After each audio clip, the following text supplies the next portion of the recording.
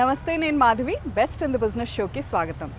Industry అంటే పెట్టుబడులు, ఉత్పత్తులు, లాభాలు మాత్రమే కాదు, ఏ రంగానైనా ఒక పరిశ్రమగా తీర్చిదిద్దవచ్చు. ఈ కారణంగానే సినిమా రంగాన్ని కూడా ఒక ఇండస్ట్రీ అంటూ ఉంటారు. అంత పెద్ద ఎత్తుని కాకపోయినా నాటక రంగంలోనూ ఇండస్ట్రీ ఉంది. రంగస్థలానికి జనం క్రమంగా దూరం అవుతున్న ఈ రోజుల్లోనూ నాటక ప్రియుల్ని థియేటర్ వైపు ఆకర్షిస్తుంది సమాహార. ఆ సంస్థ సారథులు రత్నశేఖర్, అంజలి, పార్వతి ఈ వారం మన best in the business guest. Hello Anjali, hello Shekhar. Hello అండి. Welcome to best in the business. Thank you. ఈ షోలో ఒక కళారంగానికి సంబంధించిన వ్యక్తుల్ని ఇంటర్వ్యూ చేయడం ఇదే మొదటిసారి. ఒక నాటక రంగాన్ని కూడా ఇండస్ట్రీగా డెవలప్ చేస్తున్న వ్యక్తులు మీరు. అసలు థియేటర్తో మీ అనుబంధం ఎలా ఏర్పడింది? ఇంతగా ఎలా అసోసియేట్ అయ్యారు? నేను ఎప్పుడు థియేటర్లో వస్తానని అనుకోలేదండి. I was BCom student. BCom తర్వాత న్యాచురల్గా ఎంబీఏ చేస్తాం. ఎడ్యుకేషన్ ఫినిష్ చేసి ఉద్యోగం సంపాదించాలి. That was the goal. So MBA చేశాను. ఎంబీఏ తర్వాత జాబ్లో చేరాను, ఒక బ్యాంక్లో చేరాను. ఒక నెల రోజుల తర్వాత ఇది నా జీవితం కాదు, this was not my life, నేను వేరే ఏదైనా చేయాలి. ఎందుకంటే మార్నింగ్ 8 to ఈవినింగ్ 8 ఇలా సంవత్సరాలు నేను గడిపేయలేను. బయటకు వచ్చాను. బయటకు వచ్చిన తర్వాత ఏం చేయాలి అంటే, నేను కాలేజీలో ఉన్నప్పుడు ఏం చేశాను, వాట్ గేవ్ మీ హ్యాపీనెస్ అంటే, నేను ఏదైనా చేసినప్పుడు నాకు where did I give my 100% అని ఒకసారి చూసుకున్నప్పుడు, కాలేజ్లో ఎక్స్ట్రా కరికులర్ యాక్టివిటీస్ చేయడం, స్టేజ్ మీదకి వెళ్ళి ఫ్రెండ్స్తో కలిసి స్కిట్స్ చేయడం, ప్లేస్ చేయడం. సో ఫైనల్గా డిసైడ్ ఏం చేశానంటే, ఏమైతే ఏమైంది, యాక్టర్ని అవుతాను. అది కూడా స్టేజ్ పైన. I will do theatre and నాటకంలో యాక్టర్గా కెరియర్ ఎస్టాబ్లిష్ చేస్తానని అనుకొని ఉద్యోగం రిజైన్ చేశాను. హెచ్సియులో జాయిన్ అయ్యాను, థియేటర్ కోర్స్. దాని తర్వాత 2 years అయిన తర్వాత అమెరికా వెళ్ళాను. అక్కడ లీ స్ట్రాస్బర్గ్లో మెథడ్ యాక్టింగ్ మీద ఒక 1 year కోర్స్ చేశాను. దాని తర్వాత Hyderabad return and then started working with Samahara. Anjali, మీరు కూడా అనుకున్నారా ఎప్పుడన్నా? నేను ఫిల్మ్ మేకింగ్ కోర్స్ చేయాలనుకోలేదు. సో మాస్కామ్లో జాయిన్ అయ్యాను. మాస్కామ్లో జాయిన్ అయిన తర్వాత మా ఫాదర్ ఏమన్నారంటే, understand how to direct an actor.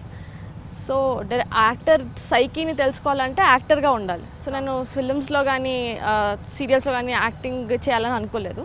And acting నేర్చుకోవాలంటే ఎక్కడ నేర్చుకోవాలి అంటే, it's good places theatre. So అట్లా నేను థియేటర్ వర్క్షాప్ ఏదో చేస్తున్నారంటే నేను అట్లా జాయిన్ అయ్యాను, అలా మీట్ అయ్యాను.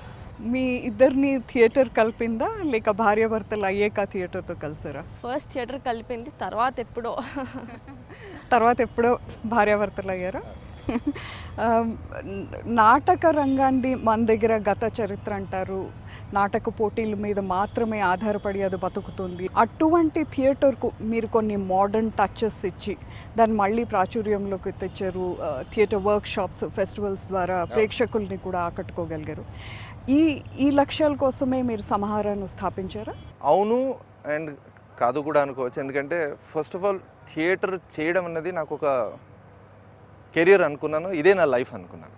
సో థియేటర్ చేయాలి అంటే ఇంకా వేరే ఏం చేసినా అది చేసుకుంటూ థియేటర్ చేయడం అన్న కష్టం. సో కంప్లీట్గా థియేటర్ చేయాలంటే థియేటర్లోనే సంపాదించాలి. సో సంపాదన ఎలా? నేను అమెరికా నుంచి వచ్చిన తర్వాత చూసుకుంటే, ఇక్కడ హైదరాబాద్లో నాటకం చేసేవాళ్ళు అందరూ ఉద్యోగస్తులు. అంటే గవర్నమెంట్ ఉద్యోగం ఉండడం, లేదా కార్పొరేట్ ఉద్యోగం ఉండడం, లేదా వాళ్ళు బిజినెస్ చేసుకుంటూ వాళ్ళకున్న టైంలో నాటకం చేసుకోవడం, ఇలాంటి పరిస్థితులు ఉన్నాయి. సో నేను ఒకవేళ ఫుల్ టైం థియేటర్ చేయాలి, as a full time actor ఉండాలంటే I have to earn with this.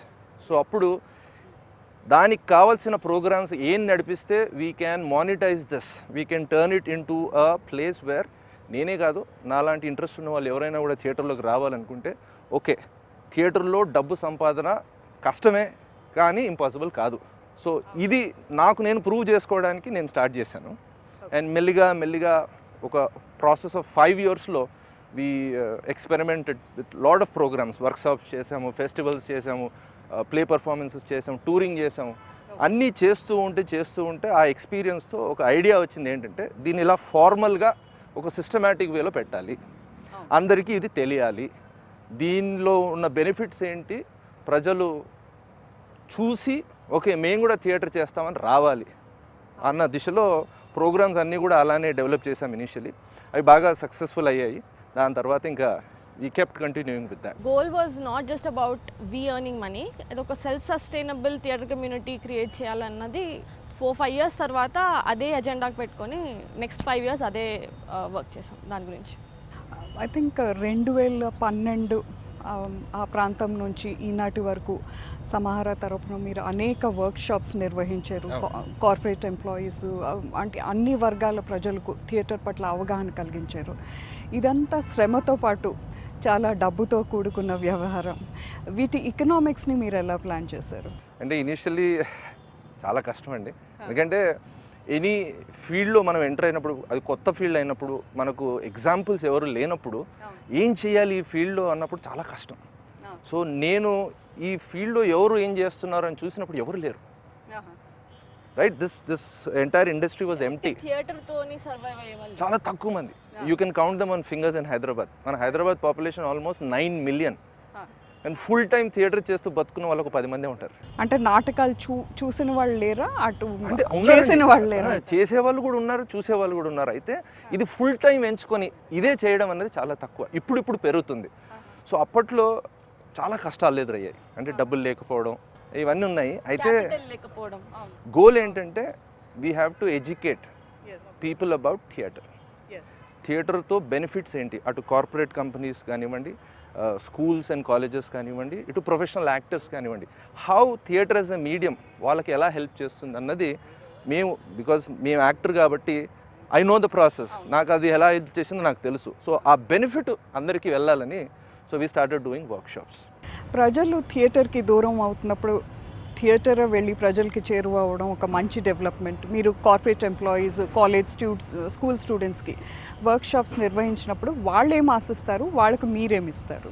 ఒక్కొక్క వర్క్షాప్ గోల్ డిఫరెంట్గా ఉంటుందండి. ఇప్పుడు మనం కార్పొరేట్ వర్క్షాప్స్కి వెళ్తే most of them are adults. So workshop వాళ్ళు మా వర్క్షాప్లో అయినా జాయిన్ అవుతారంటే మేము చేసే వర్క్షాప్స్, రెగ్యులర్గా కండక్ట్ చేసే వర్క్షాప్స్, లేదా కార్పొరేట్స్ మాకు ఇలాంటి ఒక ప్రోగ్రామ్ ఉంది, ఆ ప్రోగ్రామ్కి కావాల్సిన వర్క్షాప్ ఏమైనా చేయగలరా అంటే, for example they are running a leadership programme. So కొంతమందిని ట్రైనీస్ని తీసుకొని ఆ లీడర్షిప్ ప్రోగ్రాంలో they will be training. So ఆ ట్రైనింగ్ చేసేటప్పుడు they want theatre also to be a medium where they learn some things. కొంచెం బ్లెండ్ ఉంటుంది. అంటే థియేటర్ అనేసరికి when you become part of the process, అంటే స్క్రిప్ట్ లెవెల్ నుంచి performance లెవెల్కి వెళ్ళే వరకు ఆ ప్రాసెస్ ఏదైతే ఉందో that is the most magical thing. So ఆ ప్రాసెస్లో నేర్చుకోవడానికి చాలా అవకాశం ఉంటుంది. సో ఆ ప్రాసెస్ యూస్ చేసి మీరు ఏమైనా చేయగలరా? సో నేను ఒక కంపెనీకి వర్క్షాప్ చేశాను. వాళ్ళు ఏంటంటే they are all sales heads, right, of different states in India.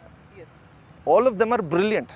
But company ఏంటంటే they are very good with their work, కానీ మాట్లాడినప్పుడు కొంచెం సొఫిస్టికేషన్ ఉండదండి. సేల్స్ కదా, కొంచెం మొరటుగా ఉంటారు. వీళ్ళని కొంచెం ఫైన్ ట్యూనింగ్ చేసి కొంచెం సొఫిస్టికేటెడ్గా క్లయింట్స్తో మాట్లాడేలా చేయగలరా? సో అలాంటి స్పెసిఫిక్ గోల్స్ ఏమైనా ఉన్నా తీసుకొని ఆ వర్క్షాప్లో ఎలా నేర్పించాలి యూజింగ్ థియేటర్ అన్నది నేను ప్లాన్ చేసుకుంటాను. ప్లాన్ చేసుకొని then I take it there, వాళ్ళతో వర్క్షాప్ చేస్తాను. అంటే స్పెసిఫిక్గా థియేటర్ యాజ్ ఎంటర్టైన్మెంట్ అలాంటి వర్క్షాప్స్ అది కూడా ఉంటుంది. They want just hey we are doing corporate outing off site అట్లాంటి దగ్గర they call us just to have like a fun activity. ఇప్పుడు ఒక రాక్ క్లైంబింగ్ ఉంటుంది, లేదా ఒక వాలీబాల్ గేమ్ ఉంటుంది. Theatre workshop is also part of it. అది వాళ్ళకి ఏంటంటే చూపించాలి ఇది టీమ్ బిల్డింగ్కి పనికి వస్తుంది కదా అని వాళ్ళ అజెండాస్ వాళ్ళకు ఉంటాయి. ఇక్కడ 2 రకాలుగా ఉంటాయి యూజువలీ కార్పొరేట్ వర్క్షాప్స్ అయినా కాలేజ్ వర్క్షాప్స్ అయినా.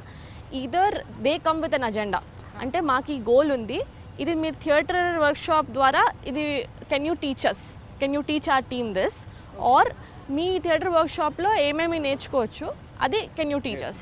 సో ఈదర్ మా ఉన్న ఫార్మాట్ ఉన్న వర్క్షాప్ని తీసుకుపోయి ప్రజెంట్ చేయడం ఉంటుంది, లేదా వాళ్ళ గోల్స్ వాళ్ళ ఎయిమ్స్ ప్రకారంగా మేము మోడిఫై చేసి కస్టమైజ్ చేసి తీసుకోవాలి. పిల్లలకి వచ్చేసరికి చాలాసార్లు పేరెంట్స్ నంబర్ 1 థింగ్, మా పిల్లాడు కొంచెం షై అండి, రైట్, కొంచెం కాన్ఫిడెన్స్ కావాలి, theatre workshop will help him అని విన్నాను.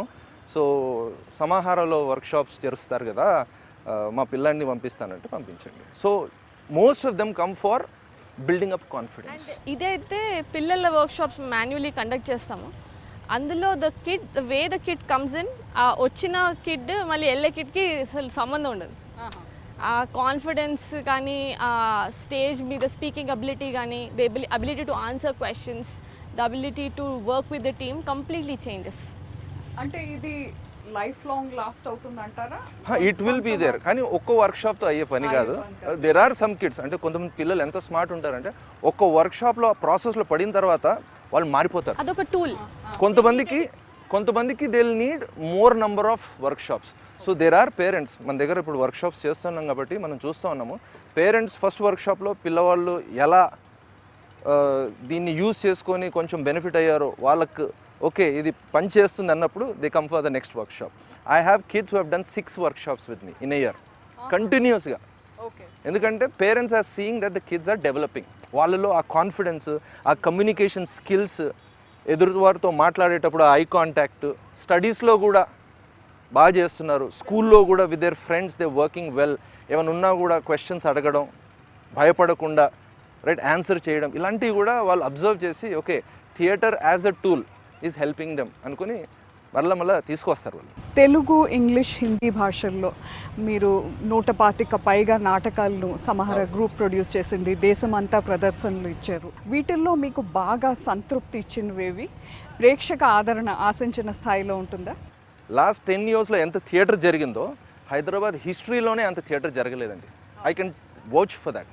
ఎందుకంటే the number of plays, the number of theatre groups, the number of venues, the number of workshops, the number of actors, అసలు ఎప్పుడు నేను చూడలేదు. ఎవరైనా ఆ కాలం వాళ్ళు ఉన్నా కూడా ఎప్పుడు ఇంత థియేటర్ అవ్వలేదు. ఎస్పెషల్లీ హైదరాబాద్లో, అంటే ఆల్ ఓవర్ ఏపీ, తెలంగాణ జరుగుతూ బట్ హైదరాబాద్లో ఇంతగా థియేటర్ జరగడం, అది కూడా వారానికి ఇప్పుడు 2-3 ప్లేలు అవుతున్నాయి, ఒకటి కాదు. సో ఆదరణ చాలా ఉంది. అయితే మేము చేసిన నాటకాల్లో ఒక 4 నాటకాలు చెప్పుకోదగ్గ ఉన్నాయి, అంటే చాలా ఉన్నాయి. అయితే ఈ 4 ఎందుకు స్పెషల్ అంటే 2 అంజలు రాశారు. ఏం రాశారంటే I wrote, there are 2 plays. First play was Purushottam. Second play Dominic Wesley.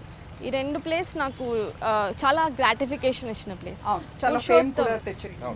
Critically very acclaimed. And Purushottam నేను రాసినప్పుడు I was 18 years old. ఇప్పుడు పురుషోత్తం అన్న play Rutgers State University of New జెర్సీలో it's part of the syllabus for BFA and MFA. Global theatre అని వాళ్ళకు ఒక semester ఉంటుంది. అందులో 7 plays all over the world ఉంటుంది. సో ఇండియా, ఇన్ఫ్యాక్ట్ ఏషియా నుంచి ఇండియా నుంచి ఇది ఒక play. So basically BFA and MFA అంటే they are 20 and above, 20 to 23 మధ్యలో ఉంటారు, which is more than the age I was when I wrote it. And they have to right 8-page assignments. అదొక 20-page play. అది దాని గురించి వాళ్ళు 8 pages రాయాల్సి వస్తుంది for a mark, for whatever, for marks, for grade. So that is very interesting and gratifying. And ప్రతి వాళ్ళది ఒక డిఫరెంట్ టేక్, డిఫరెంట్ క్వశ్చన్స్ ఉంటాయి. సో నాకు అది చాలా gratifying play. But at the same time ఆ ప్లే వెరీ సెన్సిటివ్ సబ్జెక్ట్ మీద ఉంది కాబట్టి అది రాయడం చాలా కష్టమైంది నాకు. It was a very difficult process for us and we almost quit working together. But we came out with a very creative, not just creative clash, it's a very difficult, draining play to write. Dominic Wesley on the other hand, అది చాలా interesting and easy play for me to right. కాకపోతే first ఎవరికి అర్థం కాలేదు అంటే ఇది ఏంటి అని. ఒకసారి స్టేజ్ మీదకి ఎక్కినాక చదివేటప్పుడు స్టేజ్ మీదకి ఎక్కించింది Shekhar as well as the director of the play. అప్పట్లో స్టూ డెనిసన్ అని, ఆయన లండన్ నుంచి వచ్చాడనమాట. Is a London theatre practitioner. ఇక్కడికి వచ్చి he was working with Samahara. ఆయనకు నచ్చింది ఆ ప్లే మేము ఇచ్చిన ప్లేస్లలో. సో ఇది చేస్తానని చెప్పి అది చేసి అందులో చాలా ఇంకా యాడ్ చేయడం జరిగింది. And actors themselves added a lot. Once they saw it on stage, it was first of all house full. That was లామకాన్లో అప్పట్లో ఫస్ట్ హౌస్ఫుల్ అనమాట. ఒకప్పుడు SVR, ANR, NTR theatre background నుంచి వచ్చి సినిమా రంగాన్ని వెళ్ళారు. అటు తర్వాత తరంలో కోటా శ్రీనివాసరావు, తనికెల భరణి, ప్రకాష్ రాజ్ వంటి వాళ్ళు నటులుగా ప్రత్యేక గుర్తింపు తెచ్చుకున్నారు. థియేటర్ నేపథ్యం నటులకి ఎంతవరకు ఉపయోగపడుతుంది? అంజలి, ప్రత్యేకంగా మీరు చెప్పాలి, ఎందుకంటే యూ డైరెక్ట్. నేను రీసెంట్గా ఒక వెబ్ సిరీస్ డైరెక్ట్ చేశాను. I wrote and directed it, call Kirrak. అది హైదరాబాదీలో ఉంటుంది. అండ్ 99% థియేటర్ యాక్టర్స్ తీసుకున్నాను. చాలా పెద్ద కాస్ట్, ఒక 50 members పైగా ఉంటారు actors. And most of them Samahara నుంచి తీసుకున్నాను. అండ్ హైదరాబాద్లో వేరే గ్రూప్స్లో నుంచి కూడా ఒక 2-3 తీసుకున్నాను. మ్యాక్సిమం సమాహార వాళ్ళే. థియేటర్ యాక్టర్స్తో వర్క్ చేయడం అంత ఎంజాయబుల్ డైరెక్షన్ ఇంకా వేరే ఉండదు. ఎందుకనంటే ఆ థియేటర్లో వాళ్ళు ఆ ప్రాక్టీస్లో ఆ రిహర్సల్లో they understand how a writer works. Writing ఏంటి అన్నది వాళ్ళకి అర్థమవుతుంది, స్క్రిప్ట్ ఏంటి అన్నది వాళ్ళకి అర్థమవుతుంది. సో వాళ్ళు అంత రిహర్సల్ చేస్తారు అండ్ స్క్రిప్ట్ మీద అంత ఇంపార్టెన్స్, అంత they focus so much on the script. So when they come to the set వాళ్ళు మనకి అంటే ఇన్పుట్ ఇవ్వడమే కాకుండా ఏదైనా సీన్ని ఎలా ఎన్హాన్స్ చేయాలన్నది వాళ్ళ మైండ్లో కూడా తిరుగుతూ ఉంటుంది. సో ఇట్స్ నాట్ జస్ట్ వాళ్ళు వచ్చేదో చెప్పింది చేసి వెళ్ళడం కాకుండా వాళ్ళ ఇన్పుట్, వాళ్ళ ఇంప్రొవైజేషన్, వాళ్ళ థాట్ ప్రాసెస్, సో ఏదో ఒకటి యాడ్ చేయడం అని ఉంటుంది. అందుకే మీరు చూసుకుంటే ఇప్పుడు ఈ యాక్టర్స్, మీరు మెన్షన్ చేసిన యాక్టర్స్ అందరూ ఒక ఎన్టీఆర్ గారి నుంచి, ఎన్ఆర్ గారి నుంచి ఇప్పుడు ఒక భరణి గారి దాకా కూడా అందరూ థియేటర్లో చేసి వచ్చిన వాళ్ళు కాబట్టి వాళ్ళకు ఒక రైటర్స్ బ్రెయిన్ అని కూడా ఉంటుంది. బాలీవుడ్లో థియేటర్కి బాగా ఇంపార్టెన్స్ ఇస్తారు, రెస్పెక్ట్ ఇస్తారు, ఫాలో అవుతారు. మన టాలీవుడ్లో అంత కాకపోయినా కొంతైనా అభిరుచి ఉంది. ఎంతవరకు మీరు నటీనటుల్ని ఎంతోమందిని ట్రైన్ చేస్తూ ఉంటారు, ఈ ఎక్స్పీరియన్స్ గురించి చెప్పండి. మన దగ్గర ప్రత్యేకంగా సినిమా కోసం అనే యాక్టర్స్ని ట్రైన్ చేయడానికి we don't have any programmes. అయితే యాక్టర్ అవ్వాలనుకున్న వాళ్ళు ఏదో ఒక ట్రైనింగ్ ప్రోగ్రామ్కి వెళ్ళాలనుకుంటారు.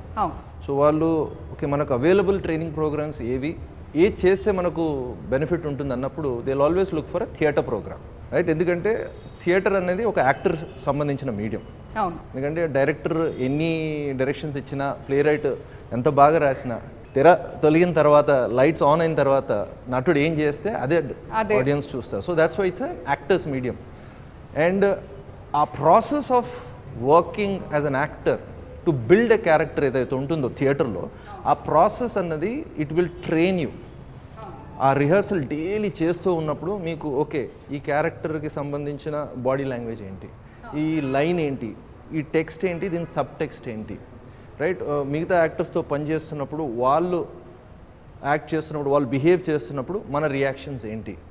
సో ఇవన్నీ కూడా ప్రాక్టీస్ చేస్తూ ఉంటే ఏమవుతుందంటే అది ఒక యాక్టర్కి తెలిసిపోతూ ఉంటుంది. Okay, am I learning, am I improving?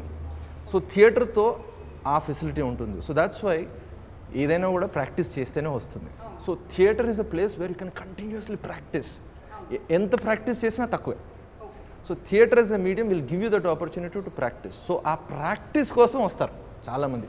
So థియేటర్లో ఒక 4-5 ప్లేలు చేశారనుకోండి, ఒక 2 years వాళ్ళు గట్టిగా ప్రాక్టీస్ చేసి ఒక 10-15 పర్ఫార్మెన్సెస్ ఆఫ్ ఈచ్ ప్లే వేశారనుకోండి, దాని తర్వాత ఇంక వాళ్ళకి తిరగలేదు.